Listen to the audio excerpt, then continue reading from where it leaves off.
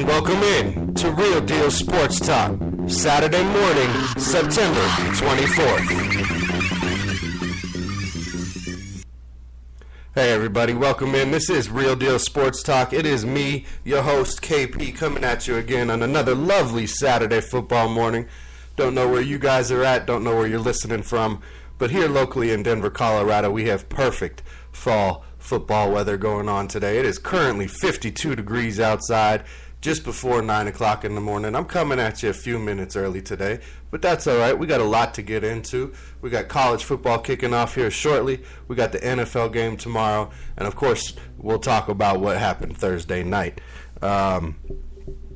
Just a quick programming note. Today, Chris Rupert from thedirtcannon.com will not be able to join us today. He is also traveling the country, as was Jeremy the other night, and will not be able to call in to join us today. We do thank him for sending over all of DC3PO's projections. We'll go through a bunch of those. We'll give the scores. We'll give the percentage win, and we'll tell you what to look for there for sure. We'll get to the NFL preview, like I said. We'll talk about some other stories going around in the world of sports. Big story dropped this week with Kevin Garnett. We'll get into that pretty big. We'll hit some other NFL stories that caught my eye during the week. And then, we'll get out of here so we can enjoy the games later, right? That's what it's all about. You got that commercial out there. Let your Saturday self get yourself ready so you can watch football on Sunday. Nah, I'm not with that. Here's what the commercial should be. Your weekday self getting yourself ready to watch football for the weekend. If your wife is as nice as my wife, I love my wife. She's the best thing ever. So far this football season, she has let me watch football every time it is on the TV. Thursday night, Friday night, Monday night, all day Sunday for 9 hours, all day Saturday if there's games on locally. So I love my wife. She's great. She's been letting me watch all the football I need to watch so that I can be informed when I talk to you guys. So big shout out to my wife. I hope you're having fun up in the mountains, babe. All right, let's get into it. So Dirk Cannon couldn't join us, but like I said, Chris sent over some projections. He sent over DC3PO's projections. I'm not an expert like Chris, so I'm not going to break down the material the same way Chris did or does. I'm going to talk about each game a little bit, what I think, what I feel about it, give you DC3PO's projections, and then we'll move on to the next game. We'll get through it. Let's be real, right? All right, let's move on. All right, so what was this? Last night. Big game last night between number 24 Utah and USC. All right, this is a game coming into it. I picked USC in this game. I thought based on what I've seen from them so far this year and what I haven't seen from a Utah team that I'm used to seeing a little more from, I thought USC would have a good chance for the upset in this game. And it was close. USC really put up a good battle. They really did. They had them late. They had them late in the fourth quarter, and then boom, end of the fourth quarter, Utah gets that, 19 seconds left or something in the game. They get that touchdown to go up and win the game 31-27. So that's a big win for Utah, honestly, in the Pac-12. You got to keep pacing that division. That's not one where you can really lose one early. And, USC now, they're pretty much out of it. They're not looking for a Pac-12 title anymore. They're looking to hopefully make a bowl game at this point, in my opinion. Back-to-back losses and back-to-back games in conference, they're pretty much done. They put up a good fight. They tried their best, but ultimately, number 24 Utah did pull it out. And just so you guys know, DC3PO predicted with a 74.5% win percentage that Utah would take this game 29-19. So there you go. DC3PO predicted the game right, almost had the point total right for Utah, and it was a good game. I don't know if you guys got to see it. I saw the highlights myself. I'll most likely try and catch some more of it, see if I can't catch a replay somewhere or even more highlights somewhere else. But let's get into today's games. We got a lot of good games today. We got some average games today. We got some games that should be a blowout today. Number 12 Georgia facing number 23 Ole Miss. This is a game I have not been impressed with Georgia. I think their preseason ranking is proving to be too high for them.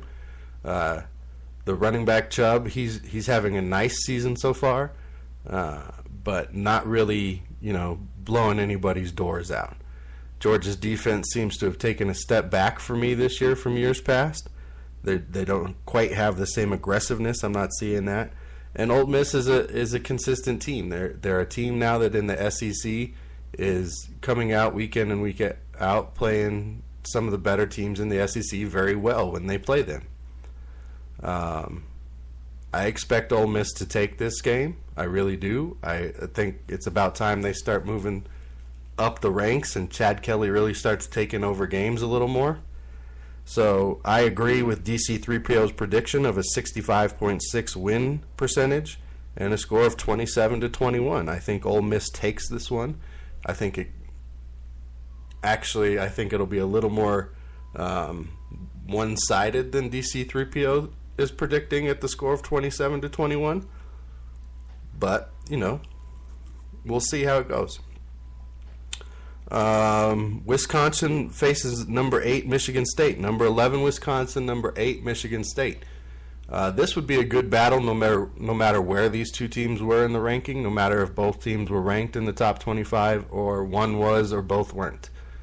These are two teams that when they get together on the football field, it's a good game to watch. So if it's on your area locally or if you have a college football package, I would suggest watching this one today. You got two top 15 teams, and you got two teams that are almost evenly matched. This one is a really hard one for me to pick, but I'm going to give the edge like DC3PO. Actually, DC3PO has it a little more than an edge, but I'm going to give the edge to Michigan State. DC3PO has Michigan State with an 87.6% winning percentage in this game. I think it'll be closer than that. I think Wisconsin's shown that they're going to fight, and that's the biggest attribute to their team this year is that they're going to be fighters. They're not going to be pushed over, no matter what kind of talent you have, and that's proven based on how they played against LSU just a couple weeks ago. All right, we have Florida State, number 13 Florida State versus South Florida today. DC3PO has this one potentially being close at only a 64.3% win percentage for Florida State and has them pulling it out 30-24. Now, I really can't blame it. The way the statistics came down, the way the numbers lay, based on what Florida State did last week against Louisville, you got to kind of rethink what their skill set is. They got the young quarterback. They got a defense that was embarrassed last week. So you give the nod to them based on them being the higher seed and quote-unquote the better team. But based on what happened last week, you never know. It could be in the back of their head still. Maybe not everybody has turned the page and completely moved on to South Florida. So if you see South Florida keep it close in the first period, all of a sudden you might have these thoughts creeping into the back of the players' heads there in Florida State. All of a sudden you might have issues where, South Florida is keeping it close. It is becoming a game. I, however, expect Florida State to come out and be ready this week. I expect that defense to be mad this week and play with some aggression and some hustle. Expect guys to be flying to the ball. And expect the playmakers on the offensive side to want to step up and show out a little bit because they were shut down and embarrassed last week. And when you've been embarrassed one week, if you come out the next week and you don't shine, your season's over. And I know they're playing South Florida. It doesn't matter who the opponent is. If you don't come out and shine this week, your season's over because mentally you lost that edge. So look for Florida State to pull this one out today. And play a much better game than they did last week against Louisville. Eastern Carolina is playing Va-Tech today. DC3PO gives Va-Tech a 72% win percentage, winning the game 28-20. I think that's about right. East Carolina's big thing every year is just their speed more so than anything. They don't necessarily have all the talent or the best coaches or anything like that, but they do put speed on the field, and that does cause problems for people. Kent State is playing Alabama. This is a fun game for me. I don't know if you guys know this, but Nick Saban is from Kent State. He went to Kent State. That is his alma mater. He actually wanted to coach at Kent State, and they turned him down. They said no. Well, now they're going to face him as the powerhouse coach that he is with the programs that he's been building down there at Alabama. And this is one that DC3PO has Alabama at a 99% win percentage possibility at a score of 54-0. I think that's generous. I think that's being nice. If that happens, that's because Nick Saban decided not to embarrass his alma mater. I think Alabama could easily go out and put up 70 today if they wanted to. No offense to Kent State, but you're just not on the same level as in Alabama. They're ranked number 1, and they've been up in the top 5 now for the last decade. I personally don't agree with big schools playing these smaller programs. If you're in Alabama, I want to see you playing top competition. If they're going to say that the regular season is the playoff for college football, well then teams need to play better teams. Better teams should play better teams. Lower teams should play lower teams. There's no reason for Alabama to be playing Kent State in the regular season as a non-conference game other than they want an easy win so they can stay high in the polls and get that extra money come bowl game time. I'm sick of it. I don't like the bowl games. I don't like that there's 1,000 bowl games. Everybody goes to a bowl game. You don't even have to be 500 to make it to a bowl game anymore. The bowl games when I was a kid were great. I loved the New Year's Day game. I loved, all that went into it. The Rose Bowl, the Fiesta Bowl. Now you got all these sponsors involved. Again, the business side of sports is just mucking it up. And if they thought about it and they did it right, they could come up with a system to make themselves really a whole lot more money by making a playoff system and figuring that out and really putting some ideas into it.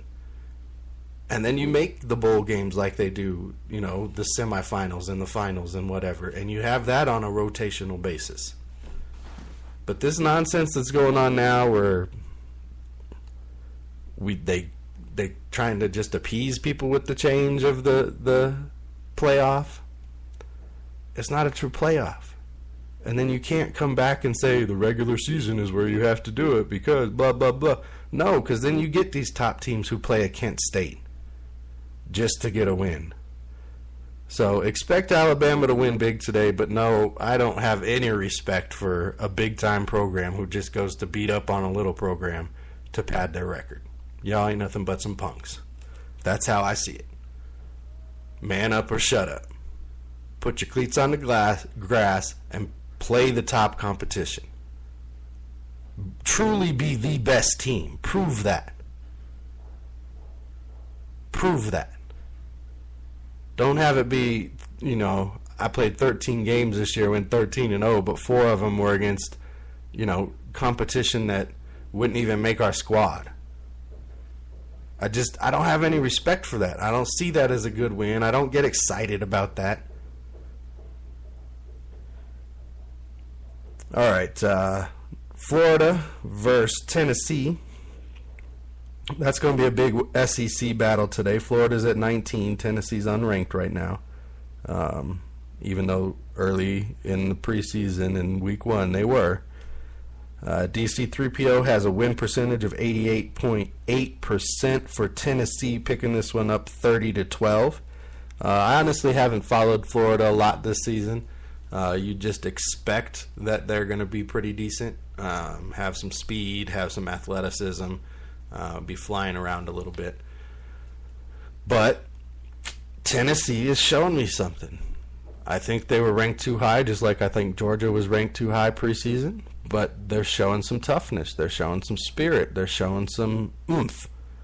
So I'm going to take Tennessee in this game today, along with DC3PO. I think it will be a little closer than that 30-12, but I'll take Tennessee.